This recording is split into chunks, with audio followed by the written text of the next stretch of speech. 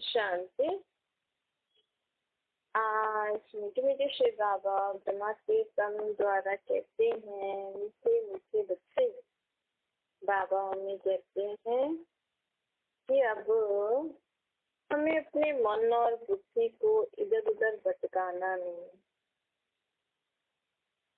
बाबा कहते हैं इसके लिए हमें अपने, जैसे हम अपना दिनचर्या बनाते हैं ना, कि अपन सारा दिन क्या क्या करेंगे, उठेंगे, ये करेंगे वो करेंगे, हर एक की अपनी अपनी दिनचर्या है। ऐसे ही ना अपने मन बुद्धि का भी दिनचर्या बनाइए कि आज मैं सारा दिन, आत्मा का मन किस बारे में विचार करेगा, टॉपिक दे दीजिए। देखो टीचर का कभी मन बुद्धि भटकता होगा, टीचर का आप उसको तो पढ़ाई पढ़ानी होती है तो वो सारा दिन उसके बारे में सोचता रहता होगा, उसको टाइम ही नहीं मिलता होगा और बातों को सोचने का। ऐसे ही जैसे जो लोग भक्ति करते हैं, सत्संग आदि करते हैं, उनको भी यही लगता होगा ना, मुझे ये सुनाना है, तो फिर अच्छे से नहीं सुनाएंगे तो फिर लोग नहीं आएंगे, तो फिर कमाई कैसे होगी? क्योंकि आजकल ये भी तो सोर्स ऑफ इनकम बन गया है ना, अलग अलग लोग जो भी करते हैं सत्संग आदि, उनमें भी तो कमाई होती है ना। तो उनको अच्छे से विचार सागर मंथन करना पड़ता होगा ना कि आज में क्या क्या सुनाने हैं, भाई आएंगे सब सुनेंगे, इसी रीति तो फॉलोअर्स बढ़ते हैं। लेकिन बाबा हमें कहते हैं, और लोग भक्ति में जैसे शिकायत होती है ना कि जब भी हम भगवान को याद करते हैं तो मन बुद्धि भटकता है। हमारा मन बुद्धि भटकना कब बंद करता है? जब हमें वो चीज समझ में आ जाए। हमें पढ़ाई समझ में आ रही है तो हम पूछते हैं आपका मन लग रहा है? मतलब मन पढ़ना चाहता है, कई बार मन पढ़ना चाहता है लेकिन बुद्धि में नहीं बैठता है, बुद्धि को समझ में नहीं आता, ये भी प्रॉब्लम हो जाती है ना। इच्छा है लेकिन समझ में नहीं है, मतलब बुद्धि ठीक रीति काम नहीं कर रही। कई बार बुद्धि अच्छी होती है, कहते हैं ना इसकी बुद्धि बहुत अच्छी है, लेकिन इसका पढ़ाई में इंटरेस्ट नहीं है, मतलब मन नहीं सोचता है, मन को अच्छा नहीं लगता है पढ़ना। तो देखो मन और बुद्धि भी को भी बैलेंस करके चलना कितनी इम्पोर्टेंट बात है ना। लेकिन आज तक हमने इस पर ध्यान नहीं दिया। कहते तो हैं लोग इसकी बुद्धि अच्छी है लेकिन इसका इंटरेस्ट नहीं है, इसका इंटरेस्ट है लेकिन ये उसकी बुद्धि ठीक नहीं है।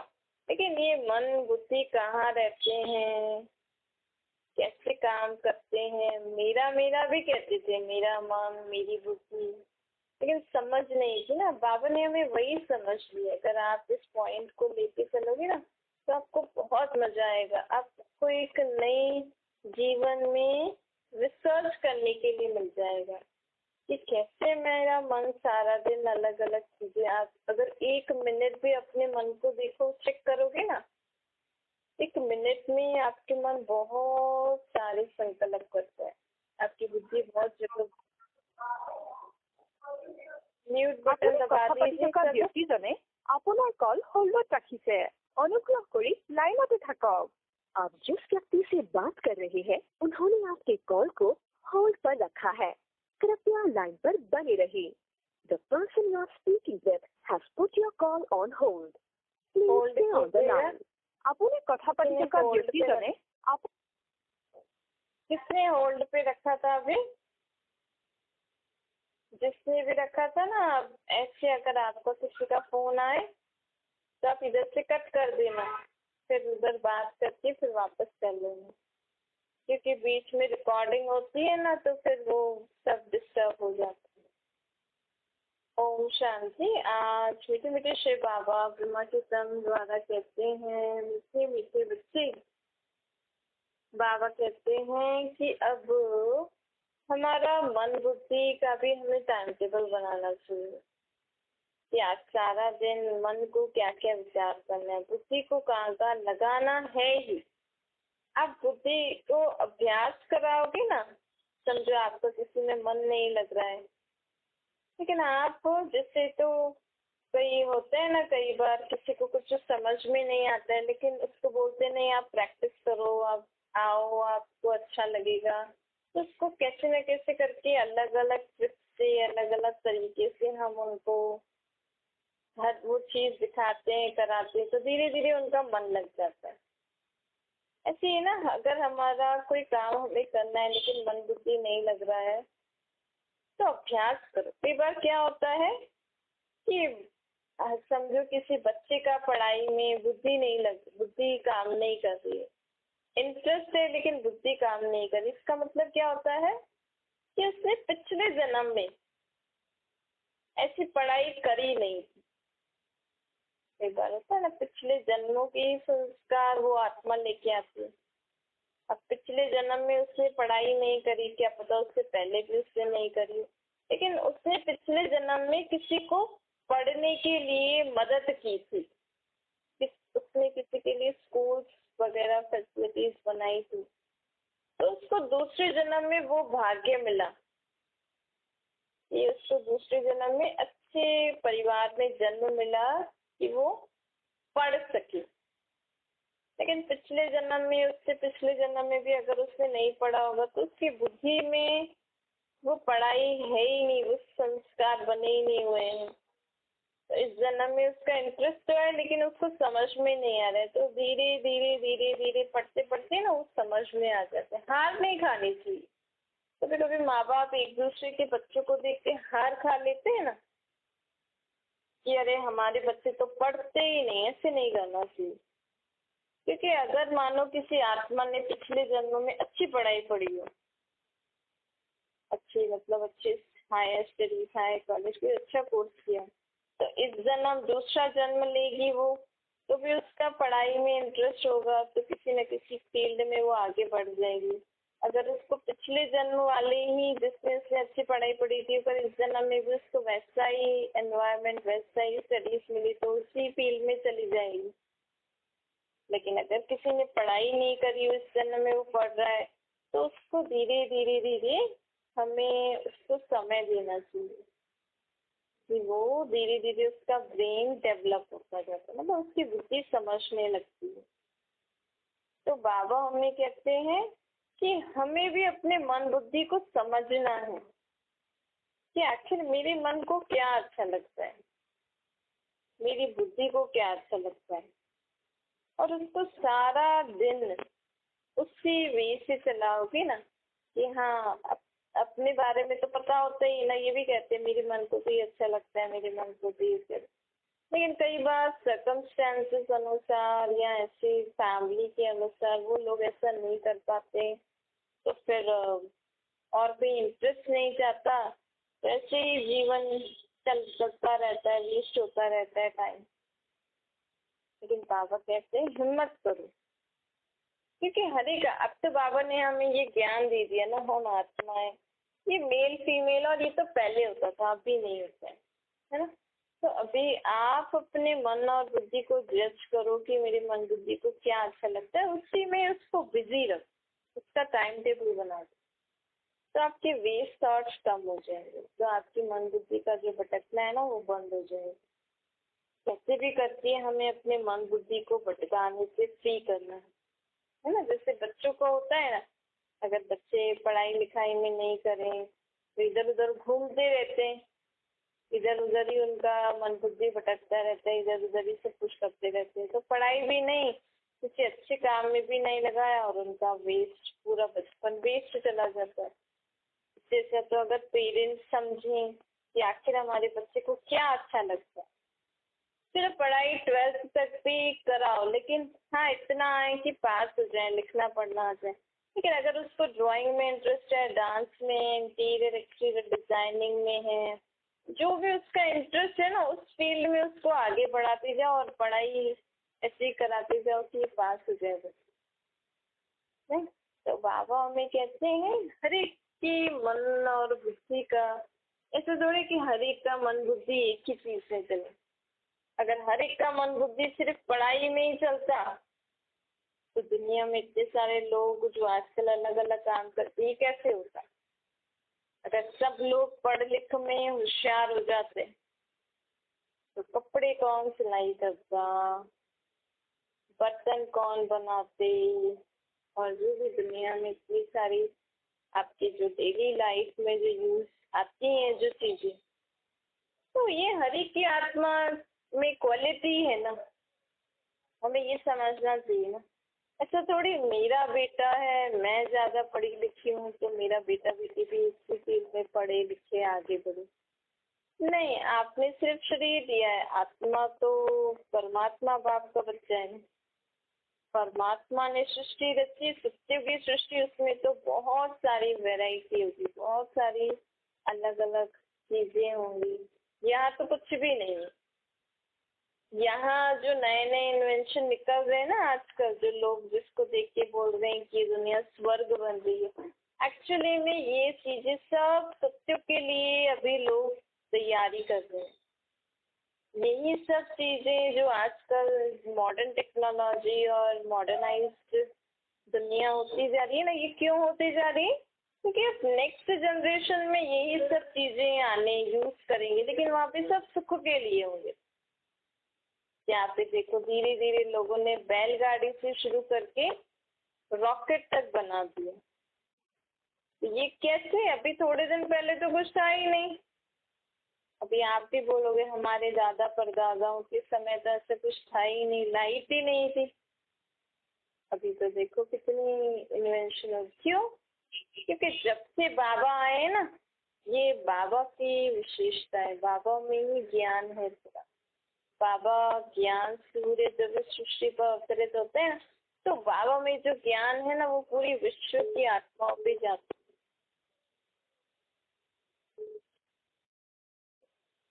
तो जो आत्मा बाबा की किरणों को कैच करती है वो नई नई इन्वेंशन करती रहती है।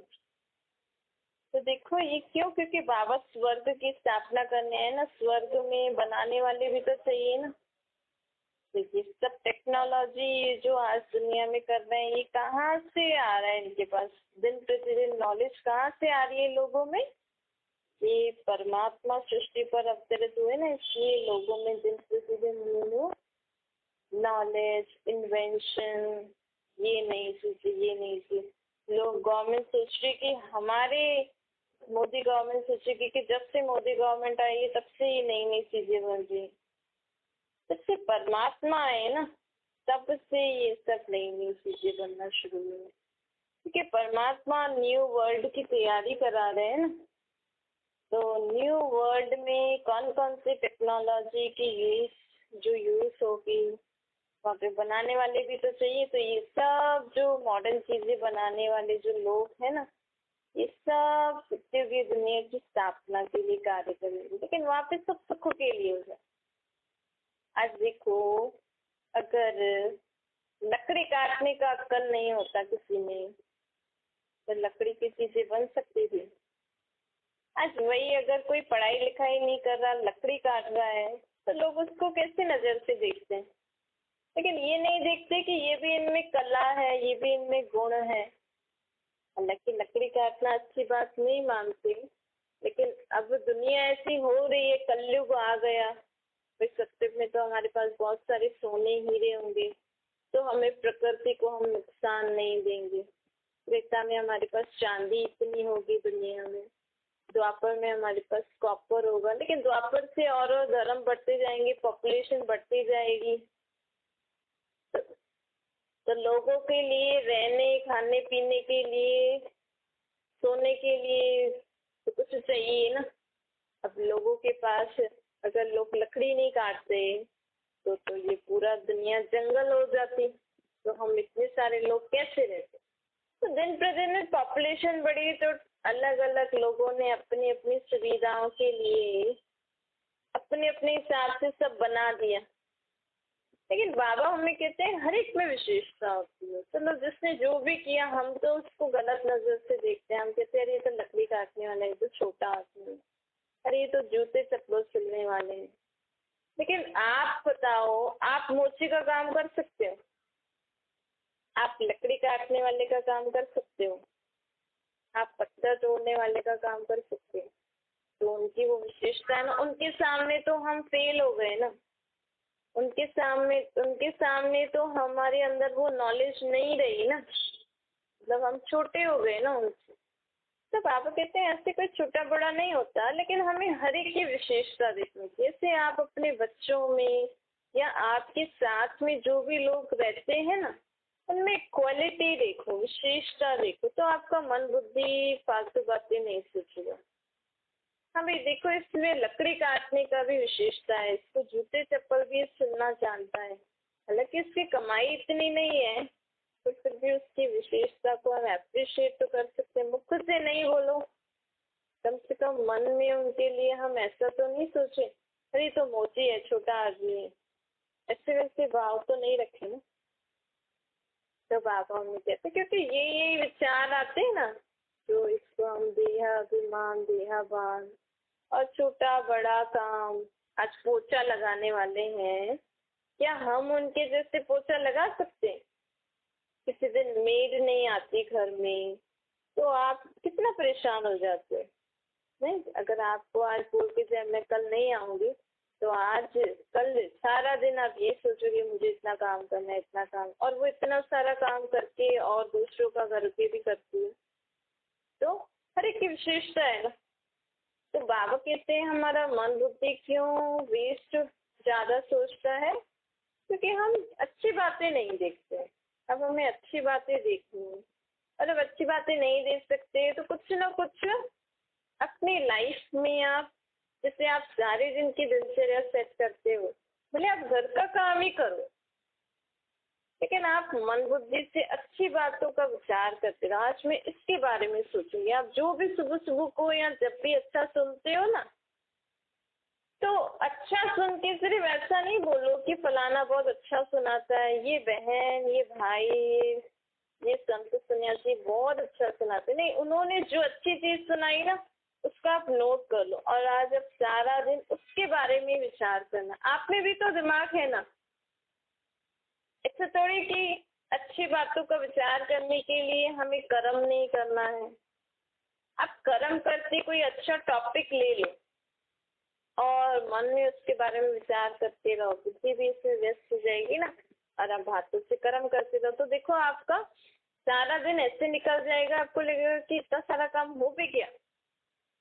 और मैं यही सोच के करूंगी, अरे मुझे तो बर्तन भी मांजने हैं, मुझे तो खाना बनाना है, मुझे झाड़ू पोछा करना है, मुझे तो ये भी करना है, आज इससे मिलना है, उससे मिलना है, ऐसे ही सोचते रहेंगे ना, तो हमें बहुत भारीपन लग जाता है। बहुत हमें ऐसा लगता है मैं बहुत थक गई हूँ, किया कुछ नहीं, लेकिन मन बुद्धि से ज्यादा सोचो, उससे ज्यादा थकते हैं। तो बाबा कहते हैं अब मन बुद्धि का भटकना हमें बंद कराना है। कैसे? अच्छी बातों को मन बुद्धि की तरफ लगा। देखो लोग भक्ति करते हैं, जो शिकायत होती है ना हमारा मन नहीं लग रहा है, क्यों? क्योंकि आप सोचो कि आप बताओ, आपकी देहदारी है, बाबा कहते हैं आपके सब देहदारी संबंधी है, फिर भी लोग, समझो लोगों के पास अच्छा घर है, अच्छी गाड़ी है, संबंधी है, सब सुखदाई है, शरीर भी ठीक है, फिर भी लोग भगवान को क्यों याद करते? तो पहले बाबा हमसे पूछते हैं, पहले आप ये सोचो, मेरे पास सब कुछ है फिर भी मैं भगवान को क्यों याद कर रहा हूँ? क्योंकि भगवान कौन है? उससे पहले अपने को पहचानो, ये भगवान मेरा बाप है। हम कहते हैं ना, तो माता पिता हम बालक देव, तो आपके तो देह के माँ बाप अलग है ना, तो वो आपके माँ बाप कैसे हुए? मतलब वो हम आत्मा, हमारे देह के अंदर जो हमारी आत्मा है ना, उसके माँ बाप है। तो जैसे हम अपने देह के संबंधियों से रोज मिल रहे हैं, उनसे बात कर रहे हैं, उनसे संबंध में आ रहे हैं, उनको अपना दुख सुख सुना रहे हैं, उनके साथ डिस्कशन करते हैं, जिससे आप उनसे बातें करते हो ना, तो आप वो जो सुबह शाम भक्ति करते हो ना, आप ऐसे समझ के भक्ति करना या भगवान को याद करना कि जैसे तो मैं आत्मा अपने बाप से मिलन मना रही हूँ। मैं भगवान से नहीं मिल रही हूँ, मैं आत्मा अपने बाप से मिलन मना रही हूँ। सुबह शाम आधा घंटा 1 घंटा जब भी आप करते हो तो उस समय आप ऐसे सोचना जैसे कि मैं अपने बाप से मिलन मना रही हूँ। मैं आत्मा और प्रकृति के बीच में रहती हूँ, मुझे आत्मा का बाप परमात्मा, मैं आत्मा भी परम धाम निवासी, मेरे बाबा भी परम धाम में रहते। मैं तो इस सृष्टि पर आ गई पाठ बजाने, तो मेरे बाबा ऊपर ही हैं, लेकिन वो भी अब आ गए नीचे। अब उन्होंने मुझे पहचान दी कि तुम आत्मा हो, मैं तुम्हारा बाप हूँ, तुम्हें क्या तकलीफ है मुझे बताओ। तो जब भी मैं सुबह को बैठूं तो मैं क्या सोच के बैठूंगी कि मैं आत्मा अब परमात्मा बाप को के साथ बैठी हूँ, उनको निराकार रूप में याद करना और उनसे अपना अपने मन बुद्धि का जो भी हालवाल है, इस दुनिया में आप क्या पाठ बजा रहे हो, आपको क्या क्या तकलीफ है, आपके कौन कौन से गुण संस्कार अच्छे नहीं हैं, आपको इस सृष्टि पर पाठ बजाते समय क्या क्या होता है, जो अच्छा है जो बुरा है, सब उनको बताना। यही होता है असली। लोगों ने इसको बस भगवान का नाम जपना, भगवान को बुलाना, भगवान की महिमाया जो भी ग्लानि करते हैं लोग, जाने अनजाने ग्लानि करते हैं ना, कृष्ण के लिए, राम के लिए, भगवान के लिए, कण कण में सर्वव्यापी बोल देते हैं। परंतु जो भी करते हैं तो सिर्फ उनके बारे में ही बताते रहते हैं, उनका नाम ही जपते रहते हैं। लेकिन भक्ति का समय अर्थात भगवान को याद करने का समय अर्थात मैं आत्मा इतना दूर परम धाम से आई हूँ, अब मैं इस सृष्टि पर कैसे हाल वाल है मेरा, तो मुझे वो तो बताना चाहिए ना अपने बाप को। मेरा असली घर तो वो है, आत्मा दुखती है, शरीर को कहाँ कुछ लगती है तो शरीर को तो पट्टी आदि बांध दी, डॉक्टर के पास चले गए। माँ बाप इतना तो कर सकते, लेकिन उस चोट से जो दुख की महसूसता मुझे आत्मा को हो रही है ना, उसको कौन दूर करेगा, उसको डॉक्टर दूर कर सकता है। डॉक्टर भी कहते हैं ना, प्रे करो गॉड से, गॉड को याद करो, भगवान को याद करो। हॉस्पिटलों में भी किसी न किसी देवी देवता की मूर्ति रहती है, देखिए वो सिर्फ पट्टी लगा सकते हैं, दवाई दे सकते हैं, लेकिन वो जो पेन की फीलिंग होती है ना आत्मा को, वो दुख की फीलिंग कौन सा डॉक्टर ठीक कर सकता है? आत्मा का बाप परमात्मा। तो अब आप सिर्फ भक्ति में या भगवान को याद करते समय सिर्फ उसकी महिमा नहीं गाना, सिर्फ उसका नाम नहीं जपना, लेकिन हमें क्या करना है, हमें अपना दुख उनको बताना है ना। वो हमारे बाप है ना, जिसे माँ बाप को बोलते ना, मम्मी मुझे बहुत दर्द हो रहा है, मम्मी मुझे इस बात के लिए बहुत दुख हो रहा है, मम्मी मुझे इसके लिए बहुत फीलिंग आ रही है, मैंने ऐसा क्यों किया, क्या मेरी में इतनी शक्ति नहीं है कि मैं इसको कर सकूं। ये सारी बातें ना आप बाबा से करो। आपके पेरेंट्स को भी आप बोलोगे तो वो भी भगवान से ही बोलेंगे। तो आपके पेरेंट्स की आत्मा, आपके पेरेंट्स के शरीर में भी जो आत्मा है वो भी परमात्मा बाप है। तो आपके पेरेंट्स ने आपको शरीर दिया, उनके लिए उनको थैंक यू, लेकिन अब हम उनको और क्यों परेशान करें? नहीं, अब हमें समझ में आ गया कि मुझे आत्मा का बाप तो परमात्मा है, और मुझे जो दुख परेशानी हो रही है या मेरे जो पिछले जन्मों के बुरे कर्म है, उसके कारण मैं इन आत्माओं को क्यों तकलीफ दूं, है ना।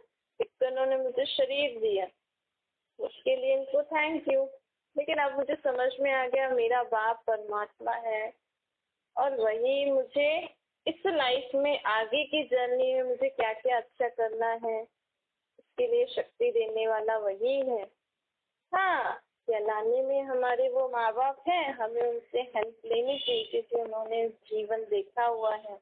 हम आत्माओं ने भी पिछले जन्मों में देखा हुआ है, लेकिन वो आत्मा भूल जाती है ना, तो इस जन्म में उसको लगता है कि मुझे कुछ याद नहीं, लेकिन थोड़े थोड़े संस्कार तो रहते ही हैं।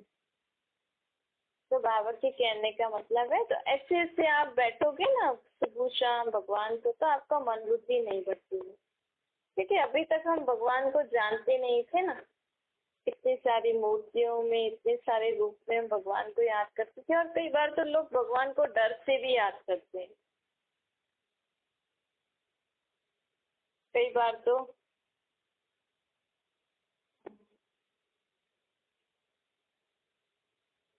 कई बार तो लोग भगवान को डर से भी याद करते हैं ना, कि कहीं आज बुधवार है, गणेश जी को फूल नहीं चढ़ाए तो गणेश जी नाराज ना हो जाए। आज सोमवार है, मंगलवार है, तो फलाने फलाने देव के मंदिर नहीं गए तो नाराज नहीं हो जाए। तो आजकल लोग डर से भी, अगर हमें ये समझ में आ गया ना कि एक्चुअल में जो लोग भक्ति में भगवान को याद करते हैं उसका मीनिंग क्या है। भगवान अर्थात मुझ आत्मा का बाप, भगवान भी हमारा वेट करते हैं, बल वो रहते ऊपर है, लेकिन वो भी सोचते हैं कब मेरा बच्चा मुझे याद करे और मैं उसको मदद दूँ, कब मेरा बच्चा मुझसे बात करे। तो बाबा बाबा में कहते हैं अपने को आत्मा समझ के परमात्मा को याद करके ना अपने दिल का हाल वाल उनको सुनाओ। आपको जो तकलीफ, जो प्रॉब्लम, जो परेशानी है ना, उनसे कहो। देहधारी हैं, लेकिन आप जानते हो ना, हम देहधारियों से भी बोलते हैं, तो वो क्या कहते हैं, भगवान पे विश्वास रखो, भगवान सब ठीक कर देंगे। तो क्यों ना आप कोई भी परेशानी है तो मैं डायरेक्ट अपने बाप परमात्मा से करूं। आपका अगर कोई गुरु होंगे तो गुरु भी क्या करेंगे, गुरु भी तो भगवान को याद करके शक्ति लेते हैं और वो आपकी मदद करते हैं ना। तो आपको तो बाबा कह रहे हैं ना, घर गृहस्थ में रहकर अपने को आत्मा समझो, मुझे निराकार रूप में याद करो। तो आप डायरेक्ट शक्ति ले सकते हो ना, आप इनडायरेक्ट वे में क्यों ले रहे हो।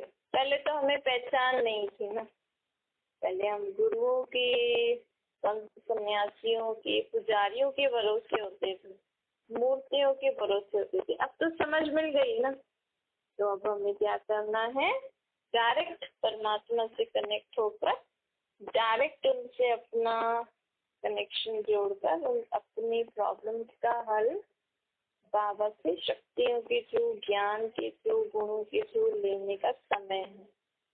अब अपने आप को शक्तिशाली बनाना है। अब हमें किसी के ऊपर डिपेंड नहीं देना। उनको भी तो कितनी परेशानी होती है ना। आज लोग सब कुछ अपने गुरुओं पे रखते हैं, हमारा गुरु है, लेकिन आप सोचो उस गुरु को भी तो कितना तप करना पड़ता होगा। तो वो भी तो आपका हिसाब बन रहा है ना, है तो वो भी आत्मा ही, आपका उनसे भी हिसाब बन रहा है, तो उतना आपको देना पड़ेगा उनको भी। तो क्यों ना हम डायरेक्ट बाबा से जुड़े। बाबा तो हमसे कुछ लेंगे भी नहीं, वो तो हमारे बाप है। अच्छा, मीठी मीठी सिखले बच्चों प्रति माता पिता बाप दादा का याद प्यार और गुड मॉर्निंग। रूहानी बाप जी, हम सभी रूहानी बच्चों को नमस्ते। हमारी भी रूहानी माता पिता बाप दादा को याद प्यार, गुड मॉर्निंग और नमस्ते। वरदान है महावीर बन, हर समस्या का समाधान करने वाले सदा निर्भय विजयी बन। जो बच्चे महावीर है ना, वो कभी ये बहाना नहीं बना सकते कि सर्कमस्टेंसेस ऐसे थे, समस्या ऐसी थी, इसलिए हार हो गई। समस्या का काम है आना, और महावीर बच्चों का काम है समस्या का समाधान करना, न कि हार खाना। महावीर वह जो सदा निर्भय होकर विजयी बने, छोटी मोटी बातों में कमजोर न हो। महावीर विजयी आत्मा हर कदम में तन से मन से खुश रहते हैं, कभी उदास नहीं होते। उनके पास दुख की लहर स्वप्न में भी नहीं आ सकती। स्लोगन है, सर्व के प्रति सदा कल्याण की भावना रहे, यही ज्ञानी योगी आत्मा के लक्षण है। सर्व के प्रति मतलब सबके प्रति, चाहे गरीब हो, चाहे अमीर हो, चाहे आपकी ग्लानि करने वाले हो, चाहे आपका बुरा भला करने वाले हो, लेकिन ऐसी आत्माओं के प्रति भी ऐसी आत्माओं के प्रति भी हमें क्या करना है, सदा कल्याण की भावना रखनी। ऐसे नहीं कि सिर्फ जो हमारी अच्छाई करता है, जो हमारे लिए अच्छा बोलता है, हमें उसके लिए ही अच्छा सोचना है, नहीं, सर्व के लिए, मतलब सबके लिए। तभी हम कहलाएंगे कि हम बाबा के ज्ञानी बच्चे हैं। हमें बाबा ने समझ दी है कि हम सब आत्माएं भाई भाई। इस समय सभी आत्माएं ना अब विकार और बुराइयों के वश में। तो कभी भी आपको कोई ग्लानि करे ना, या आपकी कोई इंसल्ट करे, तो ऐसा नहीं सोचना ये मेरी ग्लानि कर रहा है। ऐसा सोचना कि आत्मा भी विकार बुराइयों के वश है। ये आत्मा मेरा भाई है। मुझे भी बाबा को याद करके इस आत्मा के प्रति शुभ भावना, शुभकामना रखनी है कि बाबा ये भी अपने ऐसे स्वभाव संस्कारों से मुक्त हो जाए, क्योंकि हमारा भाई है ना। ये ज्ञान जब रहेगा, बाबा की याद जब रहेगी, तभी ही हम सर्व के प्रति कल्याण कर सकते हैं। इसका हमें अभ्यास करना है।